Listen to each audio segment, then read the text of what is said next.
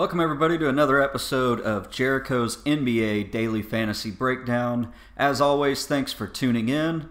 We had a fantastic night last night. I started releasing my optimized lineups to my subscribers, and we hit a 313, I believe. I took down a mini layup and placed in the top 250 in the Big TNT tournament.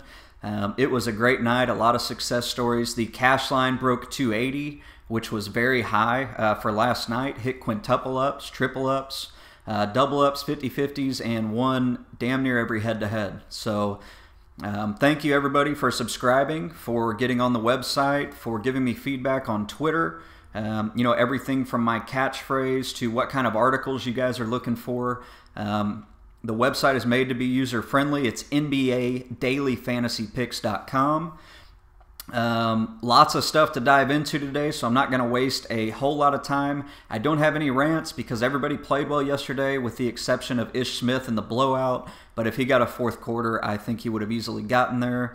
The optimized lineup stacking the late game with Kobe and a few other guys, Rudy Gay, Rajon Rondo, really turned out well and pushed us ahead of nearly everybody in the smaller tournaments, and we were up there in the big-time tournament, which is a great sign. The first game tonight is Toronto at Washington. The over-under is 202, and you have a 2-point spread. It looks like Toronto is favored on the road. There should be a lot of fantasy value in this game. I'm going to start on the Toronto side of the ball. Kyle Lowry, over his last 3 games, has been averaging 43 fantasy points. And at his price of $9,000, that is a really good price. My only concern here is John Wall is a great defender, and I really don't see Kyle Lowry taking over quite as much as somebody like DeMar DeRozan. So this isn't a great matchup for him. He's going to have to keep up with Wall on one end, and then he's going to be defended by Wall on the other end. So Kyle Lowry, probably a GPP play only. DeMar DeRozan, I like him a little bit more than Lowry. His price has come down a tiny bit to $8K. I think he's a great tournament option. I think there's better cash options out there with better value. I rostered DeMar a few days ago, and he didn't really do well for us. Valanciunas has been playing very well as of late. I do trust him in cash games. I'm a little concerned with his price, now approaching $6K at $5,900 on FanDuel. I think that's a little too much to pay on a night like tonight where there is 10 games. But I think you want to pick somebody from this game to roll with, if not 2 or 3 guys, due to the close spread and the fact that Washington gives up a ton of fantasy points.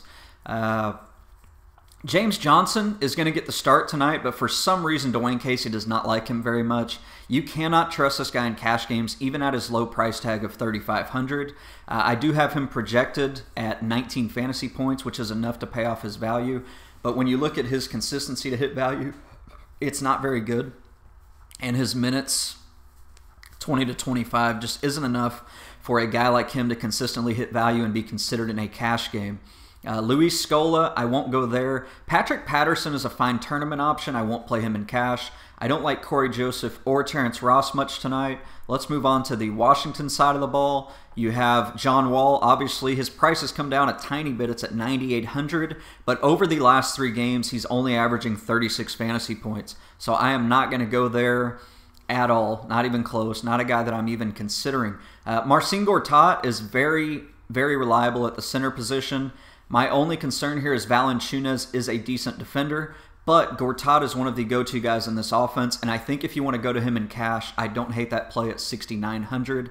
Over the last 3 games, he's only averaging 28 fantasy points, but I have him projected around 35 tonight, and his consistency to hit the projections that I set has been very good, really over the last month that he's been playing. So, Otto Porter, I will not go there at 6K. I don't like that matchup. Garrett Temple, I think, looks really nice here. It looks like Chris Humphries is doubtful, and that gives a few extra minutes to Garrett Temple. Obviously, they play different positions, but their rotation is very short as it is. Garrett Temple at $4,400 is a fine tournament play. Probably not a guy I'm going to play in cash, but one of my favorite tournament plays from this game. So put Garrett Temple in a GPP and watch it run. Jared Dudley, I won't touch him. Ramon Sessions, no thanks. And that's pretty much it from this game. Let's move on. We have Orlando at Brooklyn. You have a 192.5 over-under, which is not very good, and a 4-point spread. It looks like Orlando is favored. Injury news. Elfrid Payton is doubtful, which means that you can fire up Oladipo. Evan Fournier and Vucevic are probable, and it looks like Jason Smith is active for this game. On the Brooklyn side of the ball, Brook Lopez has been very close to unfadable lately. Over his last 3 games, he's averaging 46 fantasy points. At 8,700, I think he's a nice value, but the low over-under is probably going to scare me off of him just a little bit. That doesn't mean I won't play him in cash if he fits. If we go down to the power forward position, I think Thaddeus Young is a cash game staple for tonight. I think this is a great matchup for him. I see him doing very well. Over his last 3 games, he hasn't been that great. He did have the 1 game where he went off. And I'm projecting him for about 35 fantasy points, and at his price at 7,100, I think that is very fair. Joe Johnson, I probably won't go there. Bojan Bogdanovic, I do like him a little bit in this matchup, and I think he's a nice play. Wayne Ellington, no. Donald Sloan, no. And on and on and on. Shane Larkin at 4,400 against Oladipo. This is a decent matchup, but for me, he is a tournament play only. The only cash game options that I see are Thad Young and Brook Lopez. On the other side of the ball, Vucevic, his minutes have come down a tiny bit, but his price has also declined. He's down to 7,400. I think this is a nice matchup for him. I usually like targeting guys against Brooklyn. I think it's a good time, especially to target centers against Brook Lopez, as he's not a great defender. Victor Oladipo is a cash game lock. You can plug him in at 6K, and I think he will get 30 fantasy points. I'm not going to go away from him due to high ownership and the fact that he's been playing very well. Aaron Gordon is another guy to look at, and he's pretty much the only other guy to look at. I won't go with Fournier or Nicholson. But Aaron Gordon at 3,700, he's been seeing close to 25 minutes a game, and this guy stuffs the stat sheet. He's been insanely consistent. Last 3 games, averaging 19 fantasy points, which is very, very solid.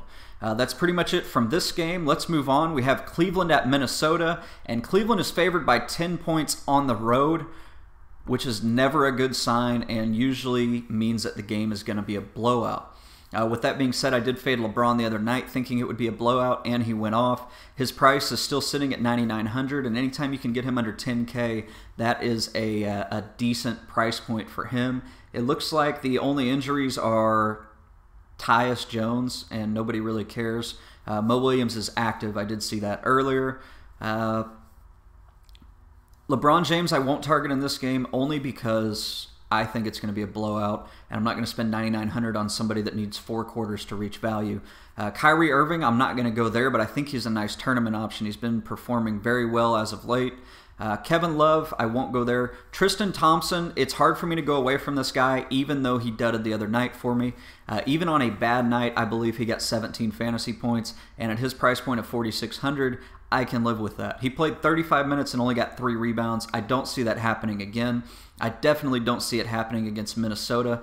I think he has a great game against Karl Anthony Towns, and I really don't have any concerns about Tristan in tonight's game. Shumpert, J.R. Smith, I won't go there. On the Minnesota side of the ball, Ricky Rubio is a little inconsistent, and I won't roster him in cash, but I think he's one of the finer tournament plays of the night. I think you can plug him in. Karl Anthony Towns, also a nice tournament option, and Andrew Wiggins, for whatever reason, has killed it against LeBron James in the past. Shout out to one of my subscribers for pointing that out to me. Zach LaVine at 4,100. In a tournament, I think Zach LaVine is a fantastic play because if this game turns into a blowout, he will reach that value of 4,100 in the 4th quarter alone, if I were to guess. Gorgie Jing, I won't go there. It looks like Pekovic has slowly made his way into the rotation. I won't start playing him yet, but look for him to make a fantasy impact in the near future. Let's move on to Denver at Minnesota. It looks like, Denver at Memphis. Memphis is favored by 6.5, and you have a 192 over-under. Also not a great over-under, and the game doesn't look to, for sure, be a close game. 6.5 point spread, something you definitely want to be cautious of. My internet's messing with me for some reason right now. Well, hold on one second, guys. Technical difficulties. Well,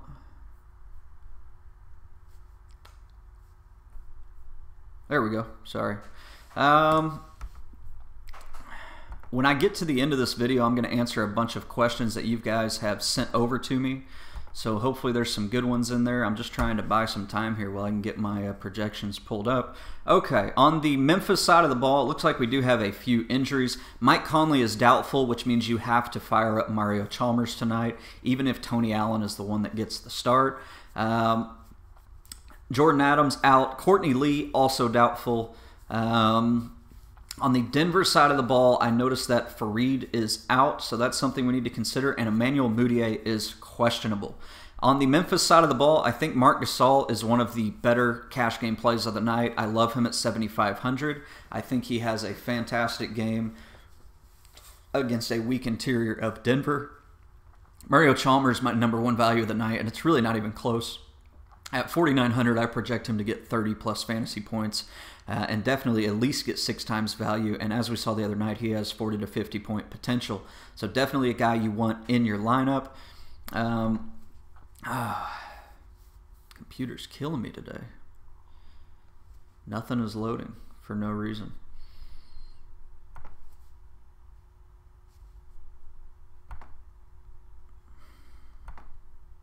Sorry again, guys. My internet is going in and out for absolutely no reason. Let's continue on the Memphis side of the ball.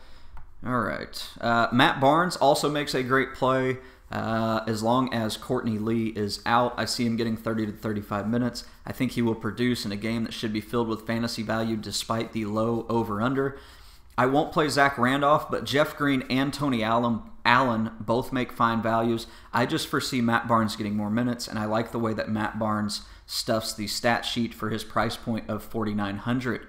On the Denver side of the ball, I think Gallinari makes a nice play anytime that Kenneth Farid sits out, and I do like him tonight. Will Barton has been in a big-time slump, and against Memphis, it's not a time that I'm going to target him with the defense of Matt Barnes and Tony Allen likely on him.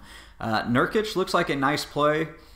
My only concern is minutes, so he is a tournament-only play for me. I did some research on Darrell Arthur, and it looks like when Kenneth Farid is out in the 5 games that he's been out this year, Arthur averages 18 fantasy points and 20 minutes per game. That is consistent for a price point of 3,700, but I have seen him dud. But I've also seen him go off, so I think he's a tournament option. I will not roster Darrell Arthur in cash. It could hurt me a little bit, but I think overall the smart play is to fade Darrell Arthur in cash, even though he's 3,700 and even though he's going to start. Memphis is not a team that you really want to target anybody against, much less a guy that could only see 20 minutes. I am projecting him for more than that, but looking at the averages, that is pretty much what he's gotten. So look for guys like Will Barton to pick up those extra minutes that Darrell Arthur would likely play, and I don't see Darrell Arthur closing this game out either, especially with Memphis not starting Randolph and Randolph likely not closing. You could see a lot of small lineups in this game with just a center, which is why I like Gasol, which is why I like Nurkic, and it's why I like Matt Barnes, and I'm probably going to stay away from Darrell Arthur. Jameer Nelson, not an option. I don't care if Mudiay's out. I will not play Jameer Nelson. And that's pretty much it from this game. There is a lot of value. The 2 locks that I like are Chalmers and Barnes, and I think Gasol is right there with them. I could easily roster 3 Memphis Grizzlies with a 6.5-point spread against a team like Denver. Moving on, you have Dallas at Milwaukee, a 0-point spread and a 204 over-under. So the likelihood of this game staying close is very good, and that bodes well for a lot of guys like Michael Carter-Williams and a few other guys on the Milwaukee side of the ball. However, on the Dallas side of the ball, they're very balanced. Everybody is rested. And I really don't like a whole lot from this game. I think Dirk Nowitzki is probably the most consistent option that you're going to find at 6,900, but I don't see him having 40 fantasy points. I think he might get to 30, and he'll for sure get 25 plus. So not a guy that I like on a large slate. Darren Williams, I won't go there at 6,300. Pachulia, I don't like. There's not a lot to love on the Dallas side of the ball. However, on the other side of the ball, I love Chris Middleton. I love Michael Carter-Williams. And Jabari Parker at 4,600 is one of my favorite tournament plays of the night. Feel free to plug him in, especially if Dirk defends him. He should eat him alive on the glass. He should get a few defensive statistics, and I really like him to have a solid game. And that's pretty much it. Michael Carter-Williams, probably the top play. then Middleton, then Jabari Parker, and Dirk if you have that money left over at power forward and you love the rest of your lineup. Next game is Indiana at New Orleans. You have a 2.5 point spread and a 204 over-under. There is a lot to like in this game. The real question mark is, are we going to roster Paul George again? Paul George has been very volatile. He got me 30 fantasy points the other day when I rostered him. He doesn't play hardly at all in the second quarter, and for some reason he's just not looking for his shot, and I don't think that he's a guy that I really want to put all of my money on at this point in time. On the other side of the ball, you have Anthony Davis, who is the big price tag. I'll have a hard time paying $10K for a guy like Anthony Davis tonight, although he has been on fire. Let's not forget that last game, it was against a depleted Maverick squad, and they really didn't have a whole lot of guys that could keep up with him. I mean, they had Charlie Villanueva guarding him for the most part, and my fucking projections are going down on me again. What the fuck is going on here?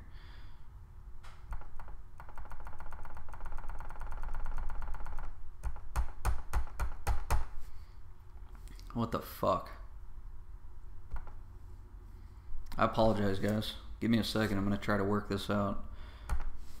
It's hard for me to walk through all the players when I don't have a fucking list in front of me. All right, Indiana at New Orleans, 2.5 point spread, 204 over under. Let's try this again. Anthony Davis, I do like him. I do like Paul George, but I think that I'm going to lean more towards tournament play on Paul George, and I will consider Anthony Davis in cash at $10,400 as long as I have that money freed up. Tyreek Evans is a great tournament play. Drew Holiday, you know, I don't really love him, although he is coming on as of late, getting about 29 minutes a game, which is something that is definitely worth a look. Norris Cole is probably my favorite tournament play from this game. He's been seeing 30 minutes, and he's really been producing, playing great defense. I really love him in this matchup. George Hill is a guy that you can plug in pretty much anywhere. I mean, I trust him to get close to value, to get 25 plus fantasy points, and at his price tag, that's all you really need. He's been very consistent, and he played well coming off of the injury last game, so I don't have any concerns about his health. The Knicks at San Antonio, 14-point spread, 197 over under. I really don't think that I need to even go through this game because I don't like anybody from this matchup at all. As a matter of fact, I'm just going to tell you to fade this entire fucking game and not even go near it. I don't even like a tournament play from this game. Do not play anyone from New York, San Antonio. It is just not the game that you want to target. The next game is Miami at Phoenix. You have a 5.5 point spread and a 196 over under.